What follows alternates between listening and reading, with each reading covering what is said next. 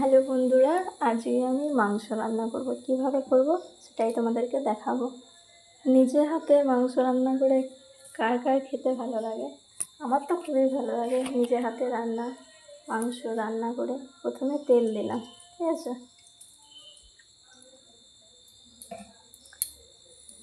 তেল দিলাম,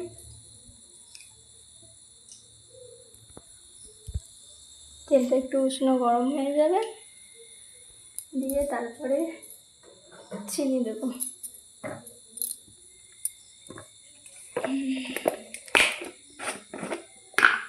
যাতে রঙটা আসে, ঠিক আছে। চিনিটা দিলাম, দিয়ে তেজপাতা দিলাম,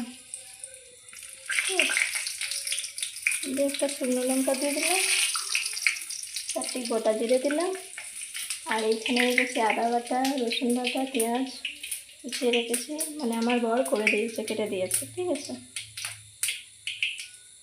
বর যদি কেটে দেয়, কার না রান্না করতে ভালো লাগে? তো আমার তো খুবই ভালো লাগে। তোমাদের কেমন লাগে কমেন্ট করে জানাবে, ঠিক আছে। এবার দিয়ে দেবো পেঁয়াজগুলো।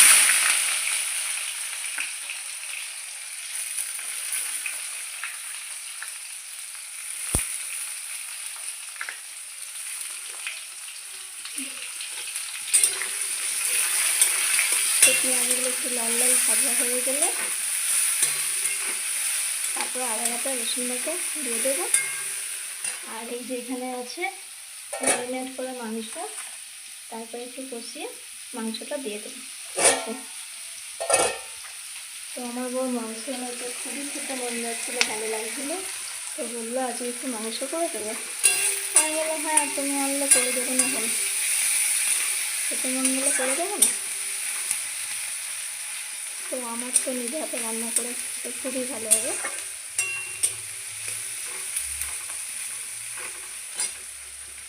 সেটা একটু লাল লাল করে ভাজা হোক। গ্যাসটাকে আমি হাই ফ্লেমে বাড়িয়ে দিলাম।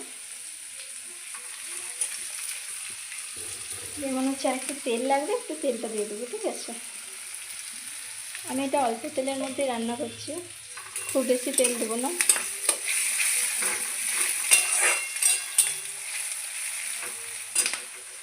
এটা একটু লাল লাল ভাজা হবে, দিয়ে আদা বাটা, রসুন বাটা দিয়ে দেবো।